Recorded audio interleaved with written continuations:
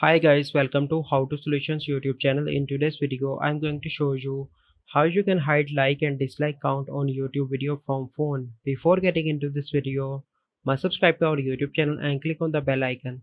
The first step you need to do is to open Play Store and search your YouTube Studio and download that application. Once you download that, you simply log in your YouTube channel in that application, and then you need to select any random video. So I'm going to select this video.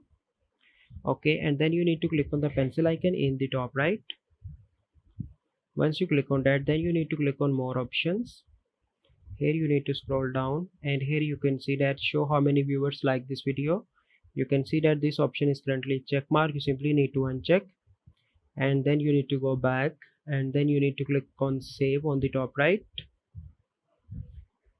And here when you open this video on YouTube, you are unable to see the like count. So this is a process by which you can hide like counts. Unfortunately, YouTube disabled dislike count, so this is a process which you need to follow. I hope you find this video helpful. If you find this video helpful, must like this video, subscribe to our YouTube channel for future videos. We'll see you in the next video.